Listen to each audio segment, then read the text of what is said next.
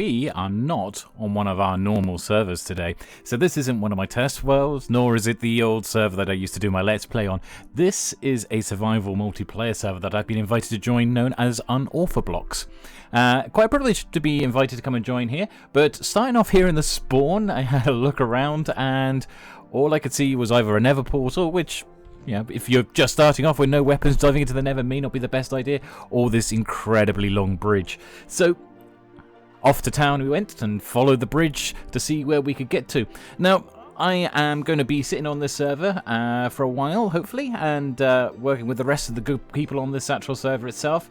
Seen some spectacular stuff that's come out from the videos of the other people there, so it'd be nice to take part in one of these sort of multiplayer servers and everything else, and get involved somewhere where there are multiple people all involved together. But I found it very difficult straight off the outstart here, because the march to town was far longer than I expected, half of which was on this road that just took us forever through this desert, and you can see that slowly my hunger is increasing as I run out of food, as I was just running and running and running and running.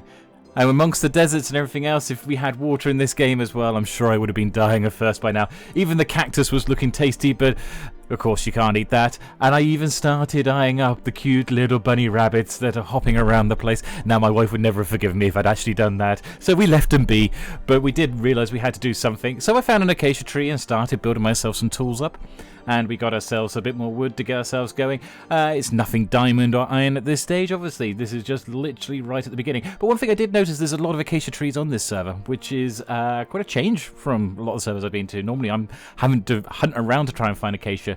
So being able to find acacia so quickly, I made sure I picked up a couple of saplings as well, just so I got those to actually cultivate them when I finally settled down with a base. But then I started getting on, constructing my tools. I'm pretty sure most of you who are watching this video have played Minecraft from the beginning before. You know how it starts off. You got to start get a bit of wood together, and then turn around and start crafting up all your tools. So it's just one of each tool there. We got the sword, the axe, the shovel, and everything else. But wooden tools are never going to last you long. But my hunger was still increasing, and thankfully, Medieval Fluff came to the rescue here, flying down on his elytra to drop off some cooked cod for us, and just in the nick of time as well, because we were just getting very desperate at that stage for food. This enabled us to carry on then, and the path began to change into yet another bridge. But as I was coming across this bridge, I spotted an old adversary of mine, an old foe that I always seem to encounter when I'm off doing fighting on the servers, and that is the good old squid. So of course we had to go and hunt through the kelp, and get a little bit of kelp as well for storage later on, and then go and hunt the squid down. We need that black ink, and there's no time like the very beginning to start actually trying to get your squid as soon as possible for those black inks, because, you know, it's not going to farm itself, and building a squid farm is in itself quite difficult on a multiplayer server, so you might as well just grab them while we can. But yes, so I hunted down a couple of squid here, but with a wooden sword. It takes quite a few hits than what I was normally used to out on the servers, but we managed to get them in the end, and all sorted, and we ended up with a nice bit of ink in the pouch there as well to take back with us. And then we continued on our merry way on this forever pathway, it seemed. So it was going on for quite a while, marching along, and then suddenly the bridge began to take a little bit more of a civilized approach. There seemed to be a bit more structure to the bridge that we hadn't seen before, with these glowstone torches or redstone lamps on the top with light sensors. And eventually we found Unorthoblocks town centre. So this is where they have all their shops with all their builds, and it was thankful to finally reach there. It took so long to get there from spawn. So when you're just walking there for the first time, maybe somewhere in the future we may have to build them a transport system to get from spawn to the town a bit easier, so that people aren't dying of hunger when they first come onto the server.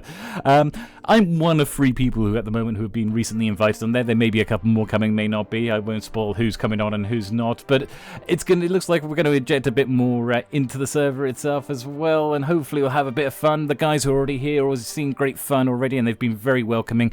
Absolutely wonderful to be here playing around, and this is some of their builds that they've built already, and some fantastic designs. I absolutely love this town centre.